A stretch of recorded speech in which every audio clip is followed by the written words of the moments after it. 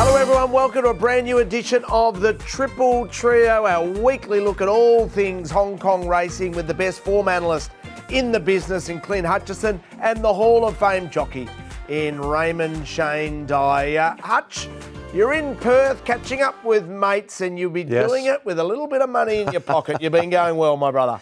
Thank you very much, Rich. Yeah, the wonders of new technology and over here in Perth. Good working on the tan. It's seemingly coming along quite nicely, but we have had a good week and we want to build that. That's last week. We've got to concentrate on this week. And when we do that, we do it with the Hall of Famer in Golden Boy, Shane Dye. Hello, Golden. Normally I say, mate, you're looking so good, Richo, but I've got to say Clint is this week. He's glowing, mate. He's got that tan happening. Well, the reason why he's got that tan is there were so many highlights last week. Check it out. He could get to the front again here and be very hard to run down, Clint. He wasn't impressive last week. He worked 3 wide and he kept going. I'm suggesting a Cornella with a couple of those horses on screen. One of them actually is the toppy we spoke of, Owner's Praise, and I've got the other horses, Super Winner, mentioned in there, River Views. River Views, Super Winner from co-partner Ambition. Super Winner's taken over 7 day back up and Super Winner. Gus Chung goes race to race. I think Hugh Bowman's got a good chance here on a horse that ended last campaign in winning form, and that was Superb Boy. I've marked him favourite. Look, it was his first go at 1400. I think whilst he had the pattern of the day in his favour, he ran well. It is Superb Boy. Massive actions right there from Captain Win and Hyper Dragon Ball. Superb Boy's just in front, hanging on for Bowman, and he wins 3. Eyed him off after some good runs from last season. He won't be much of a price, but I think he'll be tough to beat. So. Euro Rocks is still a neck away. He's grinding away, but can't get self-improvement. Then Fiery Diamond, and the first favourite is a winning favourite. Beautiful work. That was last Sunday, and then any of the subscribers for Hutchi's Honkers had a super Wednesday night at Happy Valley. We've got a massive show coming up with 2 of the new trainers into Hong Kong will be featured, and of course all our normal features as well, and a stack of winners. But let's give you a complete update what's been happening in Hong Kong. Let's burst out of the gates.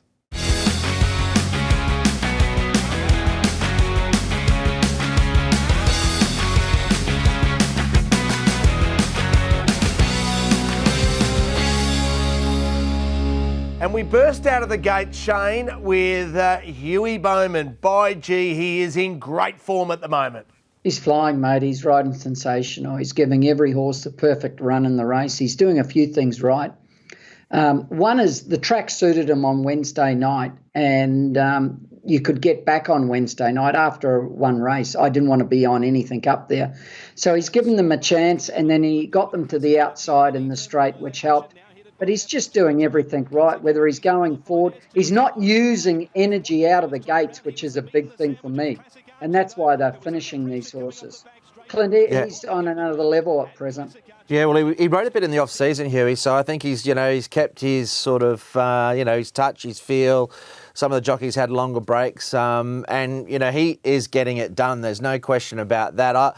I think he's really well suited, Richo, to Hong Kong for the reasons that Shane said as well. He's a patient rider, but he can pick his pathway through a field really well. He can also have them up on speed. He was up on handy with Savvy Chic on Wednesday, so he's got his timing right. But where there's pace in Hong Kong, he's well suited. He can take his time. He seems to get them balanced, and he always has a little bit left in the locker. But in terms of form, he's the form rider at the moment. So 9 wins so far for the season. Zach Purton sits second on the premiership with 5. Shane, will Zach be enjoying this new challenge? I mean, no more Joe. Suddenly it's Hugh. Zach will run him down long term. He's been here too long, and he's too well connected. And also the weight's a big thing. Huey's 126, Zach, 122, 120 type of thing, 120. It's a big advantage, and over time Zach will wear him down. And he might do, and that's a shame, but he might not in the Idol, which we'll get to later in the show. If he keeps riding like this, he's the early favourite. He'll be off and gone when we get to the Idol. Yeah, if I wanted to give more points, I'd be giving them to Huey. Look, Richo, when Huey first came, he got Happy Valley wrong a bit. He didn't quite work out. Happy Valley. You know, he was getting too far back and he just wasn't riding it well, but now he's really riding it well. He knows when to go forward, then when to go back, when to cut the corner, when to come out. He's worked Happy Valley out pretty quickly now. Well, the gun trainer in Happy Valley traditionally is Casper Founds, and he started the season really well, Hutch. He has. He's had a really good week. I think he's set his sights on being a good chance at the championship. Interesting race here with Kerpenny. One of, I think, 4 winners for Casper during the week. He held off a late charge from Whiskey. It was almost like watching a race in Victoria down the straight for Hong Kong standards in a small field there. Shane, they went pretty steady that first 300 or 400 and they just really clicked it up the last 3 furlongs. And I think it made the favourite hard to beat. I wasn't overly disappointed in the favourite there. I know Dream Winner's got a big rap on him. He's still learning. We heard from Vincent that he's not mentally all there yet. He didn't step great. You can see him shift a little bit. I know the last 100 was to the eye plane, but he's actually run home in really good time and they've just sprinted home and it made it really difficult against the seasoned sprinters to go well. What were your thoughts? I still thought he was a bit disappointing, but he didn't trial that well leading up to that. I just put his trial down to be lackluster, but maybe he just hasn't come back just yet quite as well as he can. The time was very slow, what he runs. He runs 55 seconds up the straight on his Air Dream Winner. There, I think he was running, what did he run? 56.6. So he's 9 lengths or 6 lengths at least below what he can normally run. I honestly think he needs further. He doesn't travel that well. And I think he needs 1,400 the way he races and the big stride he's got. I still felt he was disappointing, Clint. He was $1.20 or something, I think. Yeah, and he was. I can see a point. And he was $1.20 or $1.30 in a field of 5, and he's run last, and probably that last 50. But yeah, I felt that they weren't going to run time just with that slower section in the early part of the race, and they've really sprinted home strongly. But I'm with you. 1,400 metres. He's still got a long way to go in the ratings, Richo. Yeah, and Hutch, how good is Helene feeling? Pretty good. This was a nice performance. I had to do a little bit of work early in the race, Karis Teat, and put him in a spot, chased a relatively quick speed, and look, he kicked soon after straightening and he held off a few Valley specialists. So, look, I like the performance. It was a nice end to the night for us during the week with Helene feeling. But in terms of where he goes in the Derby, they did highlight that they probably will be on a Derby path. So he needs to get those rating points up, which for Danny Shum would be really happy that he's managed to. But the question is, will he get the trip? So we use our good mates at grit1goldmine.com and just have a look at in terms of that distance profile for 2,000 metres. There's got to be a little bit of a question mark. There are the stats, and you can see, by Sioux Nation, so the stakes winners there, he's got 12 out of 154, and at the distance, none. So it's going to stretch him a little bit. To the eye, he's been pretty good over a mile and possibly 1,800 against your own age group. As we know, you can be good. But Shane, I don't know what your thoughts with him. It's early days. Whether or not he'll be good enough is another matter. He's been very consistent, but 2,000 might just be at the end of his spectrum. He's been very consistent, as you said. He's done nothing wrong. It was a good win. I looked for on Wednesday night anything going to race back, going to run on down the outside. I didn't want to be on anything up there, the way the track was racing and riding. And he was used early and he fought on well. So it was a better win than you realise, Clint. Whether he should run 2,000, I think. I know he's not bred to, but the way he's racing and the way he raced last year, he relaxes. He could be 4th, 5th on the fence.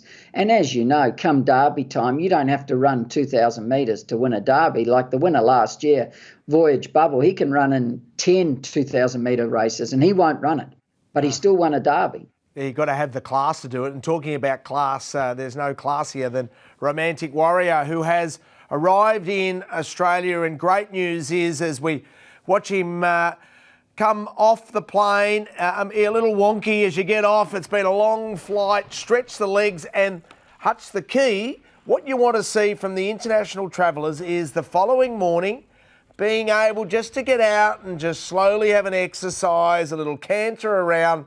Good signs that he's travelled well. Absolutely, Richo. Look, it's not the arduous journey it can be from a lot of them from the Northern Hemisphere. He's not coming from UK or Ireland, so it's from Hong Kong. He's coming out of a hot summer to a cooler climate, no doubt about it. But Danny Shum's well acquainted with travelling all of his horses I'm sure he'll have Romantic Warrior ready to go when he's ready to step out, and he certainly looks in really good order. And the first time we'll see him is in the Turnbull Stakes over 2,000 metres, and James McDonald will be very keen to ride, and he's fast-tracking his fitness to make sure he is ready for Romantic Warrior, which is a World Pool meeting. So you can imagine the turnover with Romantic Warrior running in that Turnbull Stakes races throughout the day. And there are some of the World Pool fixtures coming for the remaining part of the year, including racing in Argentina as well, and the Sun Chariot Stakes Day in the UK as well at Newmarket. The Everest Day, of course, you've got Everest Day is just part of an incredible day in Australian racing with the Caulfield Guineas as well. Caulfield Cup Day, British Champions Day at Ascot as well, Cox Plate Day, Derby Day. That is exquisite for those that are keen to bet into the World Pool. And maybe we'll be able to follow some horses out of Hutchi's little sweet in defeat file. Let's see who's in there now. They're off, and Sugar missed the start by 4 lengths. Then Dublin Star, Sugar fast buck, smart leader. Oversubscribed, lunges at the post, missed. Sugar, that's a sweet win for Alfie Chan. Well, Hutch, who jumped into the black book, which we call sweet in defeat. Yeah, we've got a few, Rich. I thought there was one in particular that really caught my eye last weekend. And, of course, we highlighted Kaying Warrior on the show. Look, he seemed to... I haven't seen many in Hong Kong look all over the winner at the 200-metre mark like this guy and get run down. He just seemed to peak a little bit on his run, and probably the race-fit horse that I know Shane liked, I Give, managed to battle back and beat him. But I thought he was one. Joyous Spring, a debutant from the Founds Yard. Looks like Casper will be having some winners with him. And I thought Solid Impact, who was crowded at the start, taken back, he seemed to run on very well there at the Valley during the week. I don't think he'll have to wait too long for a race. This was Joy of Spring, who, look, he just missed a start by 2 or 3 lengths. So for a horse having his first start, I like the way, Shane, that he gathered himself back up. He ended up sort of midfield on the rail, but the best part of his race was the last 100 metres. And for a horse having his first start to run as well as he has here against some seasoned opposition, I thought was a really good run. He was my biggest bet on Wednesday night and my main bet, and he should have won. His trials in New Zealand, he had 3 trials there, and he trialled very, very well in New Zealand. He looked a nice horse. He got back and charged the line in each. He's going to be winning races. Didn't have a lot of luck the last bit, but missing the start, they can always do that first up there. It's a big thing taking a new horse to Happy Valley when he hasn't been there and that. So he's a winner waiting to happen on that one run, Clint. Yeah, it looks that way. He's a nice horse, and we've heard Casper's had a good week, so I think he's building up quite a good little arsenal, I think, of the sort of unraced horses as well, Casper, so he might have a good season. Yeah, and hey, Hong Kong Hoops, watch out. It's your time to sit up, take notice, genius or slaughter. Leander Cross answering the urgings of Shane Dye. Mannerism coming at him. Mannerism has got it. Daring tactics by Shane Dye. He's got Octagonal in full flight on the corner. Bold tactics by Shane Dye are going to pay off, and he pinches the Chipping Norton. Genius or slaughter from the Hall of Famer, the Golden Boy, Billy Idol. Who caught your eye this week, Shane? This was a very good ride because a lot of these kids or apprentices in Hong Kong, they're told to lead and they lead it non-stop, right? They don't care. This is Super Winner, who Clint and I both tipped last week. I thought he would lead, but when the other horse come across, he could have kept digging up here if you have a look on the side on. But he takes a sit, and here I'm going, please take a sit, please take a sit. They run a 21.56, which is very fast. But most of these Chinese kids' apprentices, they keep digging and they give themselves no chance. When this happens, he's got to take a sit. He doesn't have an option. Now, I know the horse isn't suited being in behind because he's better free rolling, but sometimes you cannot be free rolling because Taris come across and led. And the good thing about this was he didn't panic trying to get out, Clint. He just sat there, and when the run come, he was very lucky to win this horse because he just had the right run and he only just won. And he didn't have to exert any energy at any stage. And look at him here, Clint. Like, he's just got the best run. He's not panicking. He's waiting. And when he comes out, he pulls the stick on him straight away and he drives him to the line up there. And it was just a really good ride, Clint. Yeah, I thought what was one of the better highlights was just that part between, say, the 350 and the 200. He didn't panic. He didn't sort of barge his way out and, take a bit of energy out of the horse. He let the horse that was settled outside the leader drop off, Shane, and then it kept his horse, I think, with more energy to close off the race. He'd had an economical run. He kept the horse in a really good rhythm. And the fact that he sort of didn't get too anxious at the top of the straight, I think, was quite telling late on. So, no, he rode that horse really well. And, of course, back-to-back wins for Super Winner. He'll find it a bit tougher now, but he's really come back this season well. Yeah, so Angus Chung would be sitting there with a big smile on his face. He's been rewarded there, Shane. Yeah, well, you don't also have to lead. When you're told to lead in those circumstances, I know the kids in Hong Kong think they've got to when they're told, but that's a classic example when if that horse had led or tried to, he would not have won. I've got a list here for you boys for the Idol or whatever you called it last week. Oh, yeah. I've got to give Huey 3. He's just riding everything so well, and he's just flying. I gave Agnes 2. Now, the hardest thing to do is come back from a very serious fall and ride. There's 2 things. 1, you're a little bit nervous when you come back. And 2, you haven't got your fitness.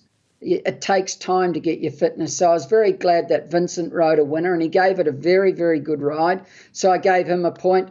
I thought the ride of Lyles on Rising the Ashes was very, very good. He come out of the gates and never moved on and got his head tucked straight away, relaxed, saved his energy. The fence in the straight was definitely off on Wednesday night. I didn't want to be on anything near the fence. And before the turn, he worked his way to the middle of the track, which was the best part of the track, and he just gave it a perfect ride and it won. And Karis Teeden's ridden pretty well. He's ridden 3 winners over the 2 meetings and gave them good rides. And, of course, he won on a 50-1 chance back, cut the corner, come out to the best part of the straight. So he gets a point. So that's where I went, Richo. But if you boys want to add any, feel free to add some. No, you're our idol, man. No slaughters at all this week then? No, I didn't really see a slaughter. Nothing stood out. So we'll leave that alone. Okay, well, Can I look at the leaderboard and can I ask you one question? As we look at the leaderboard at the moment, Hugh Bowman sits here on top of the Idol with 5 points. Considering he's had 5 winners, are you marking Zach Purton harshly with only 1 point so far? No, well, he had 2, but he got 1 off for saying something he does. It wasn't for the ride; it was for what he said. Okay, so but he has had 5 winners for the season, and he's only sits Actually, on 1 point. he gave what was it? Thing Mighty of Jamie Richards. That was a good ride. Did nothing wrong. But you're marking him a bit harder because of he's the champ. He'll get there. You don't have to worry about that. He's going to go boom, boom. He's building up. He's building up. He doesn't have to worry. Richo, he knows you get these. What I think of him as a jockey. You get demerit points if you sort of step out of the line. Shane's there. He'll go whack. Well, come on, Hutch. If you're going to attack me over something, and then you come out and do the opposite, you've got to get minus points. That's fair. That's 100% fair. But at the same time, Richo, the funny thing was, sorry for interrupting. I even had jockeys from England ringing me after they watched the show, laughing, saying what you said was 100% true. Yes. So that's good of Ryan Moore to give you a call. No, he didn't actually. Right. But no doubt he will, leading into riding. Interesting big call there from Ryan Moore. He's riding in Sydney on Saturday, so gave up some big rides over the weekend. So Sydney racing will get a chance to see the genius of Ryan Moore, Shane.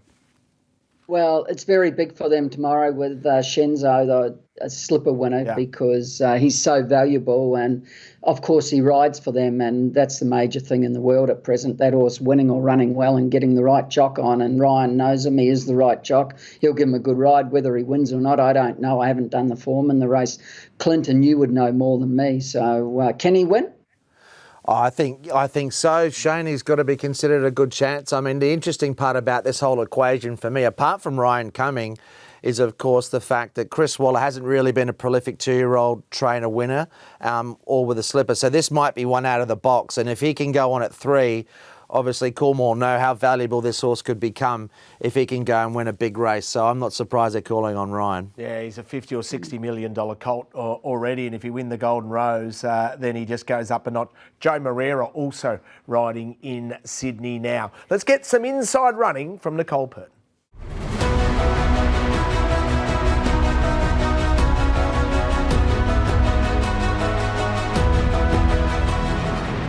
I'm here at Cody Mo's stables to chat with him as he embarks on his journey as a Hong Kong Jockey Club trainer.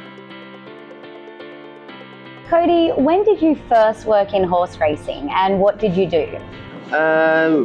When I graduated for the secondary school in 1993, and then I joined the Cup apprentice training program, and then after graduate, and in 1994, so I'm joined the Hong Kong racing industry. Who are the trainers you've learnt the most from, and do you have any role models? For sure, it's my ex-boss, Mr. Tony Cruz. I learned from him about how to make the good training program for the horses. I know you ride work every morning. What do you think are the benefits of doing this? Yeah, it's good for know the horse more about the character, the form, everything. If the horse have a bad habit, I can know and can solve the problem very easy. Cody, what star horses have you been associated with? For me, Silent Meat is the first for sure, and then Foolish Luck, because these two horses give me a good memory in Japan, because both of them won one is the Spinner Stake, the group one, another one is Foolish Luck, he won the Yasuda Kini. Without these two, we still have the close one is California Spangle. Before have a Beauty Only, a Sultan, Time Walk. California Spangle, a length on Golden 60. California Spangle, the chess master. That is Purton, tactically brilliant. Beauty Only just in front. Joyful Trinity, Helene Paragon. It's Beauty Only's mile. Beauty Only and Time Warp. What a brilliant front-running exhibition. Wins the cup from Werther. Exultant and Lise Gracheur. A real cliffhanger in the bars. Exultant fights back and wins for Hong Kong. And I see you have a picture here in the background of yourself riding Silent Witness. Can you tell me about that experience in Japan? This time is the first time we sent a horse to the Yasuda Kini in 2005. Both of them are the first time traveling to Japan. Cody, can you tell me about your stable colours? My stable color, everyone was interested. Why I choose this three? Because some stable just only two colors, but I call it a combination is three colors. I watched the Feng Shui, Chinese Feng Shui master. This three color is suit for my life. So, and I like purple, red, and also yellow. So this combination. Do you have any horses in your stable for us to follow? Yes, I have a couple horses in my stable have a good chance.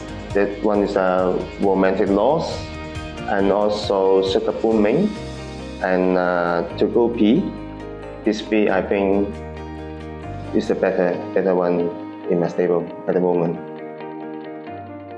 Great insight there from Cody Mo, and Hutchi's been associated with some superstars in Hong Kong in the past through his association with Tony Cruz. Yeah, very likeable. Tony's had so many good horses, and what a mentor Tony can be, and we wish Cody all the best. I think it's, Shane, you know, a lot of the local trainers that are coming through, they're tutored so well these days and experienced, and he's another one of them. And we've seen in recent years the likes of Frankie Law, Francis Loy, Ricky Yu, they're all holding their own against some top class international trainers, and hopefully Cody will be the same. Oh, no doubt. Well, it wasn't long ago. Ricky won the premiership, of course. And if you ask me, who's the best judge in Hong Kong of buying a young horse, it's definitely Ricky Yu. He's a fantastic judge. He goes to that New Zealand sales and he just finds winner after winner of really nice, promising, very Group 1 horses, and he keeps doing it. Yeah. So, no, they've got a good background there now with blokes like John Sires and all the overseas trainers coming in and being associated with them. So he'll do well. Yeah, great insight from Cody Mo. And now let's catch up with another new addition to Hong Kong racing, our star power guest, Mark Newnham.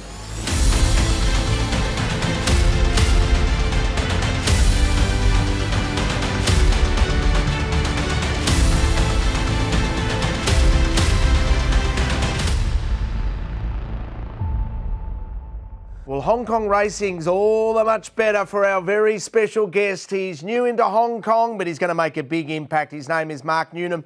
He joins us as our special guest. And Mark, how have you settled in, mate? And are you enjoying it? Yeah, hello, Richard, Clint, Shane.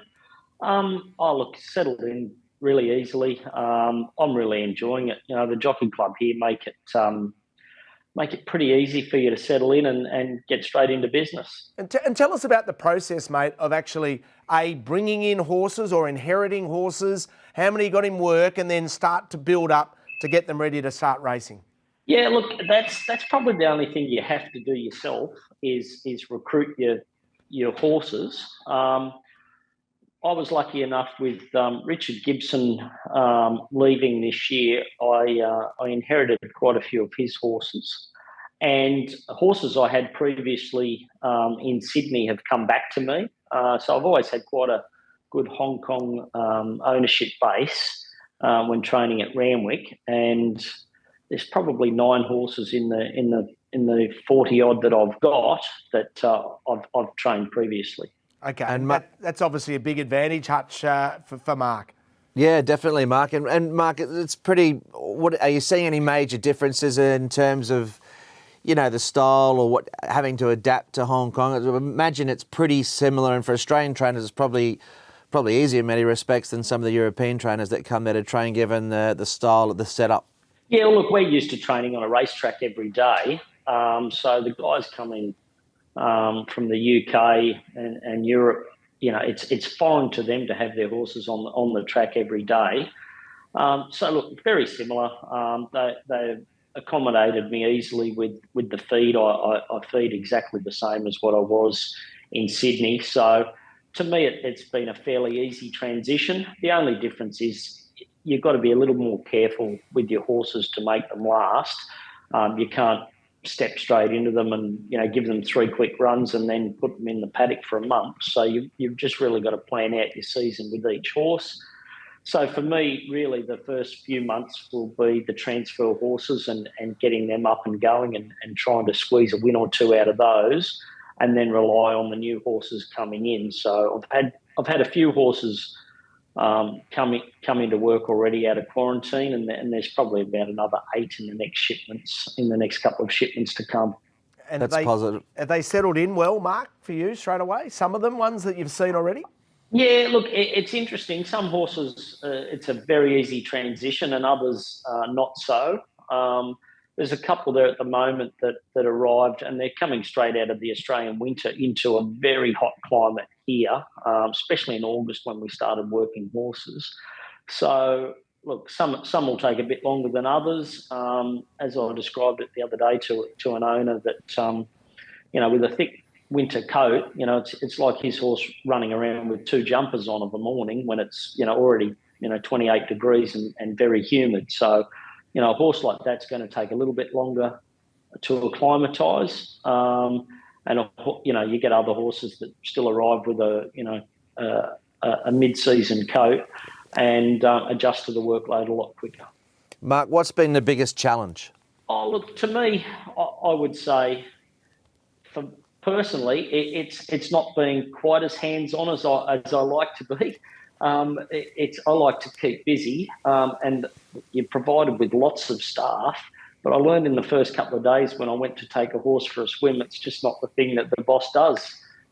You're in a more of a supervisory role than anything, but I still managed to ride a couple of horses' work and just take a little step back from, you know, being in the feed room and mixing feeds and taking horses for a swim and riding. And so I keep myself busy, but more just keeping an observation of things that are going on. Yeah, I suppose instead of being in the feed room, you've got to go for a feed with the owners, which can probably expand the belt a little bit as well, but you're still looking in pretty good shape.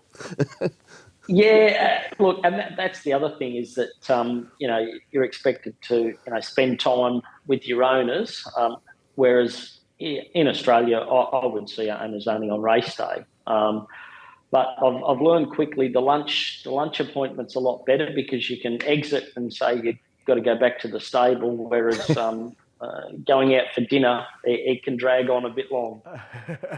Mate, you got to have your eating shoes on and your drinking shoes. You've only had the 5 runners so far this season, so yet to register a win. You've got a couple of runners building up on Sunday, so we'll start to see more and more runners. Can you hit the board soon? Yeah, look, our next 3 runners have all got a good chance. Mission Bravo on Sunday. He's been a good dirt horse here. He's drawn Barrier 1. Luke Ferraris knows him well. He's won a couple of races on him. His first trial this time on the all weather was very good.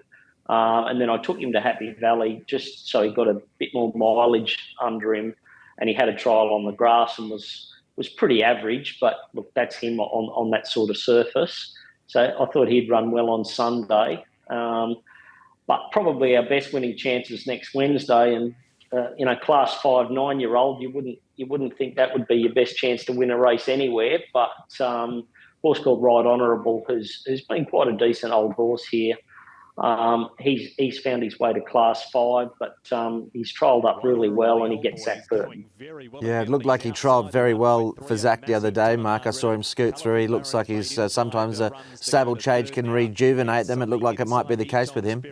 Yeah, he's moving really well. I had a ride on him earlier this week, and I was surprised how well he is going, considering he's been here. I think Zach won a race on him 5 years ago, so he's been here a while and been in the system. And look, a change of environment down to the Olympic stables where we are is probably just what he needed. After a couple of meetings, Mark, have you realised Happy Valley, the gates are important? Oh, look, I went there on Wednesday night with a horse I thought had a decent chance, but when he drew 10, and they were out well quicker than average, and he was 3 deep, no cover, your fate pretty quickly. The horses are very evenly graded, so the barrier and the ride they get very important. Mark, talking, and Shane talks about this a lot on our show, talking about understanding where your horse is in what grades. Has that taken a bit of time to work through which ones are in the appropriate grade, which ones need to come down a grade and find something suitable? Oh, it does. And look, every horse you have generally get their chance in a particular grade, and some horses, find it very difficult to, they might win 2 or 3 races in, say in class 4, but as soon as they step into class 3, they're just not competitive. So you've got to run horses to get their rating down as well, which is something you don't have to do in Sydney, and generally those sort of horses you would move on. I know, I'd move horses on once I thought they'd made their mark in Sydney, but here you've got to keep that horse and work out the best way to get him back in grade and get another win for the owner. And Mark, I suppose one of the nicer parts as we wrap it up with you, and thank you for your time, but you got a lot of Aussies over there to probably lean on, and some of them will be giving you a helping hand more than others. Oh, look, I think, everyone's pretty protective of their own patch. So, there's an old saying, don't ask if you don't want to get told a lie. So as much as I get on with them, I think it's just one of those things where you have to trust your own instincts. And look, they're certainly not getting in your way, but they're not going to go out of their way to help you. And what horses have you got at the moment that you had previously? You mentioned that. Happy Mission raced his 6-gun in Sydney, and look, I think they probably just got his prep a bit wrong here when he got here and tried to stretch him out to 1,400 metres. He's in a 1,000-metre race down the straight on Sunday, and he's drawn the right side. He's drawn the outside fence, which is where you want to be. So he'll be competitive on Sunday. It's just about a matter of working out whether he's quite up to class 3 or he needs to drop back to class 4. And Shane, it's interesting, Mark talking about the fact that he still, rides work and likes to ride work. You as a jockey, did you like those trainers that used to ride work and be able to give you some insight as opposed to others who only merely observe with the binoculars? Actually, every trainer I rode for didn't ride work. In Sydney, they really don't. But Dougie still rides work, doesn't he, Mark? Yes, yeah. No, he's riding a couple every morning. John Sires was always riding work.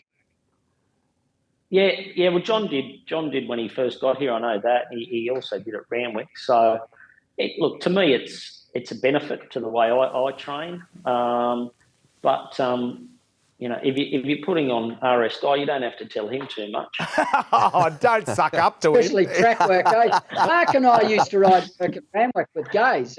I'd be at the track every morning, wouldn't I, Mark? I'd never miss a morning. I'd rather go to track work than the races. And that is 100% true. We used to ride work 6 mornings a week there. So they got it pretty easy now. They're lucky to come 1 day a week. Yeah, but Mark, what would happen is how you prepared for track work the night before was a little different to RS Die, I would have thought.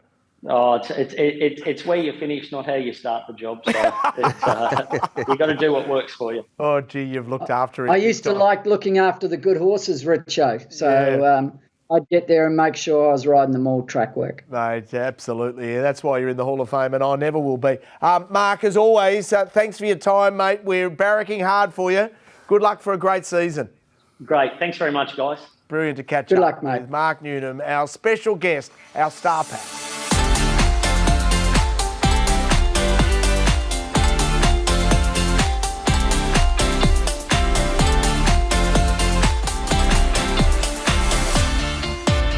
Terrific meeting on Sunday at Sha-Tin, Hutch, and I'd love to get your insight into the Group 3, race number 3, which is the Celebration Cup. This Celebration Cup is a fantastic race, Rich. I mean, you could really go a lot of different ways, I think, in it, and we're highlighted by a couple of interesting runners, including Straight Aaron, who will see, no doubt, step over further and headed towards December. As far as the market and my early rated price is concerned, Circuit Stella, I think at this track and trip, has to be the on-top selection at $3.59 there. Straight Aaron's right in the market. Encountered, didn't he end last season in brilliant form as well? 4, 3 and 5 were my numbers for race number 3. Look, this was a race at the end of last season, and we saw Encountered over a mile and on a wet track, Shane, get the better of Circuit Stella in this race. Look, Encounter's flying. This horse is going really well. I felt that 1400 first up, he might be a little bit vulnerable, where that's a bit more in Circuit Stella's, sort of sweet spot, but it's hard to knock the winning form and that sequence that Encountered put together at the end of the last season. And then we've got the likes of Straight Aaron, who trialled incredibly well, and, a horse like Beauty Joy, who he's got to concede weight, but he's also a talent. So I thought any one of the, in a smaller field, any one of about 3 or 4 could potentially win it. I think any one of 6 can win it, Clint, and there's 6 runners. Even Healthy Happy, he just got beat in this race last year, and he goes well fresh, Healthy Happy. And if he gets a soft lead, he's going to kick. He's not the worst, but Straight Aaron will get back, run on, and Counted. Like, you can make a case for every single horse. This is a really good race, very open race. Healthy Happy will lead with Circuit Stella outside of it. And Counter couldn't have done any more. What about his win at Happy Valley 2 starts ago? You do not get any more impressive of win than that. So I think it's an open race, and I honestly couldn't tip your horse in it. I think it's a very, very good race, this. It's a sort of race, Richo, where, it depends on my market what comes up a play. I mean, I'm happy to bet or be on my 3rd or 4th selection in that race. I'll say this, Shane, too, about Encountered. I'm in total agreement with you. That performance at the Valley last season, there's been 2 horses that have stuck out with wins at the Valley, I think, in recent times. One was actually Romantic Warrior, very early days, where he set off the track the whole way and won, I think, on debut or second up. And then there was that win from Encountered, where he just busted them up on the clock, and he's a horse that, for whatever reason, turned the corner. So I'm looking forward to seeing him again. If I remember correctly, Clint, last season he ran 3rd first up, and that was over 1400. So he can go well fresh, and he can. I know 1400's not his best distance; it's a bit further, but he has been over it last season first up and I think he ran a pretty close 3rd actually. So we stay at 1,400 metres, but we go from Group 3 to Class 3. Let's fast forward towards race number 7, our next race to assess. And Hutch, who do you like? Yeah, it's a good race, the 7th race. I think some of these events later on the card have a little bit of quality in them. And I'm with a horse that ended last campaign, another one that ended in really good form following a string of placings, and it's number 9, Yellowfin. I've rated him a $3.90 chance in my early market. A horse that'll be tough to beat in his trial well, Taj Dragon, number 3. Beauty Missiles certainly got some upside. He's in the market. And Brave Dreams with Hugh Bowman, and another horse that ended last campaign really well, Brave Dreams, but he's drawn a little awkwardly. I know this day Yellowfin was probably flattered to an extent by the track. He had a beautiful run in the race. He kicked away and won deservedly. But I actually like the fact, Shane, he's going up in grade with a light weight here. He maps to get a beautiful run from a low barrier. I think he drew gate 5. He should just park in behind. His recent trial was excellent, Yellowfin. So I felt that it might be a good race for him. And I think Taj Dragon's going to provide a good bit of resistance. But I think Yellowfin can measure up with stepping up in grade. Well, the thing with Yellowfin is he never goes bad. If you have a look at last season, he was very consistent all season. He's going to get a good run from 5. I've probably got Taj Dragon on top from gate 2. He'll just box seat. Actually, when you have a look at this, I'm looking at it, it doesn't look like there's much pace in this race, Clint. They're not going to go quick here, you wouldn't think, when you go through it. No. I've got Taj Dragon from Yellowfin, but wouldn't be a surprise if Yellowfin won because he's just so consistent. His last win was very, very good last season. No weight, class 3, nice promising horses. That doesn't hurt them at all going to class 3. You know that.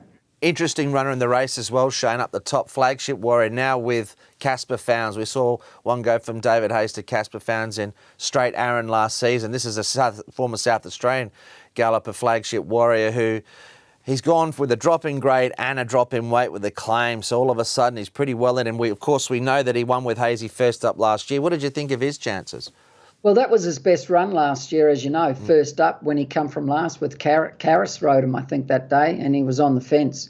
And he did really well. His Australian form was okay, but it was nothing special. But he's not the worst probably. But gate 1, he'll probably be 3-4 back the fence. He's got the claim on him, which will help. Can he get over the other 2 horses who are nice and promising? Well, that's debatable first up. Race number 9 is over 1,600 metres. It's a class 3. No ride for Zach Purton. Huey Bowman rides number 1 in California 10. Hutch, how did you assess them? This is a really hard race. This is difficult with a capital D, if you don't mind. Look, I ended up with a horse. I'm trusting that he can bring his best form from last season, and that's Happy Together. Shane mentioned pace in race 7. Well, there's none of it here. They all get back, apart from Young Brilliant, who'll go forward, and I've got him in Leading Fortune, rated $10 each. Master of Fortune in there as well. But Happy Together, towards the end of last season, was a model of consistency on many occasions. This was a race where we saw him work home well. He was beaten by Powerful Wings, who was a good ride on this occasion to sort of take off when he did mid-race. I think safe to say that, a few of these, it just depends on how the race pans out in terms of tempo. But there's a lot of back markers in this race. We had Powerful Wings, who generally gets back. Master of Fortune will be in the rearward position as well. So I think Young Brilliant can run well at a price. I'm not sure he's quite good enough. But if Happy Together can bring his best form from last season, and of course he was trained by Richard Gibson, he's had a stable change now. I think it's a significant one as well. I'm hoping he can map forward. I'm hoping a positive ride from Alexia Bedell. If he does that, I think Happy Together can win. But tough race, Shane. Very. This is one of the hardest races of the night or day. Very open. Big Red's not the worst, Clint. He could lead if they want to. I know he got back the other day. He ran all right.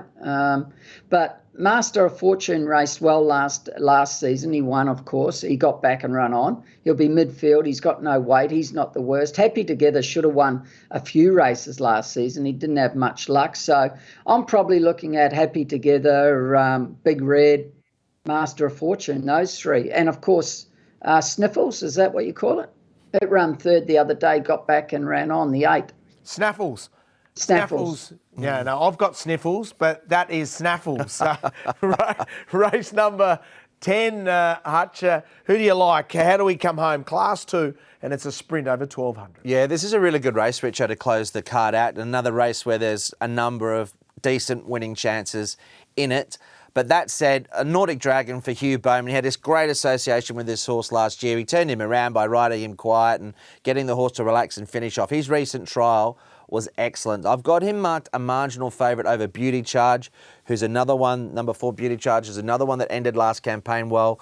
Packing Treadmill flies fresh. He'll get a good run once again.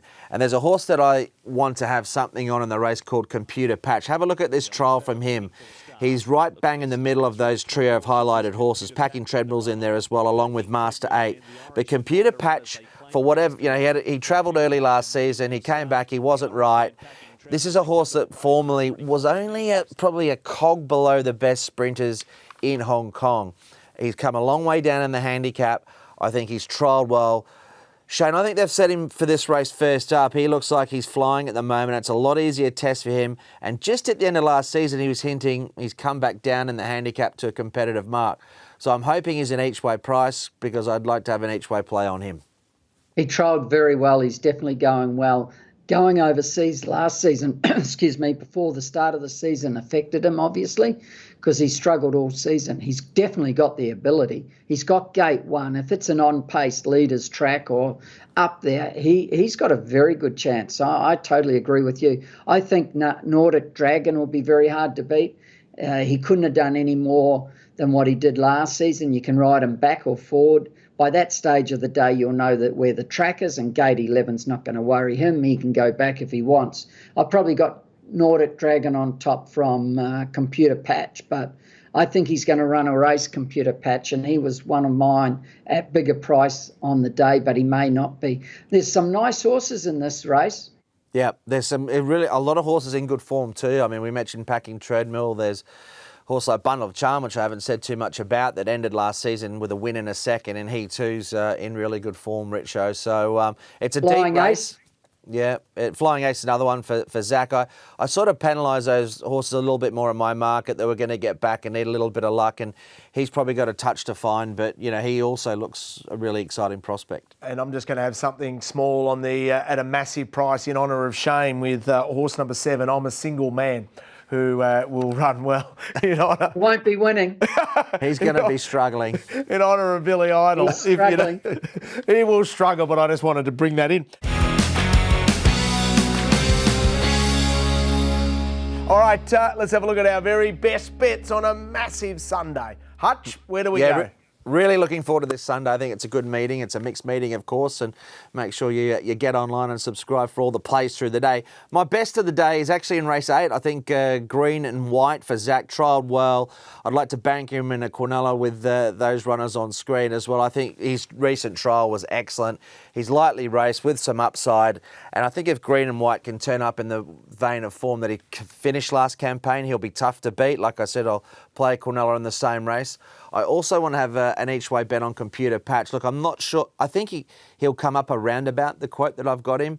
I'm hoping that is the case because I thought each way he looked, a good chance in a very, very competitive race. Outside of that, I felt that Yellowfin looked a good chance, and I don't think there's too many chances in that. I thought Taj Dragon looked one of the main Quinella plays. So race 7, number 9, Yellowfin, to back up what he did at the end of last season and take him in a Quinella with numbers 3 and 4. That's sounding like a good play, RS. What are you thinking? Jason rang me for best bet. I said green and white, it should be winning for sure. And he says, you can't have it. Clint's already got it. So once again, I missed out.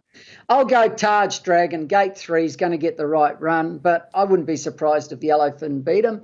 But it's a good Quinella, it'll be short. But there's not many chances in that race, as Clint said.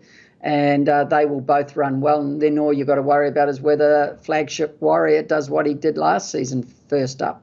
Well, on behalf of all of the subscribers and viewers, can you go first next week with your best bet then and let Hutch go and have the second? I can't because Clint gets in first because he's already done the form, whereas I haven't even started when he's finished it, It takes me, I don't start till the fields come out. Well, Clint's already done it, so no, I can't go first. I've got to go last. Okay, I just take what's left over, mate. Shane's sort of he's got other things in his life too. He's got to sort of, keep a lot of people happy and, no, I've got a routine and it never changes. Never changes. I love that. That's one of the great lines of all time, Hutch. Shane's got a lot of things in his life. He needs to keep other people happy. Yes. It's very true. Golden Boy, as always, brilliant to catch up, mate. And, I think you spoke glowingly of Mark Newnham. I think he'll be a success this season. It might take him a while to get going, like a lot of trainers, like Jamie took a while, but once he gets going, he's going to be a success. It was only 6 years ago he started in Sydney with no horses, and you've seen what he did then. So it might take 6 months, but I'm sure he will be a success. Yeah, great work this week. And Hutch, enjoy the rest of your trip to Perth and look forward to seeing you up close and personal next week. Yep, we'll be up there next week, and I'm going to even pop around to Werribee and have a quick look at Romantic Warrior just to keep my eye on and see how he's settled in. Make sure he's eating well. We look forward to seeing him in the Turnbull. I hope you enjoyed the Triple Trio.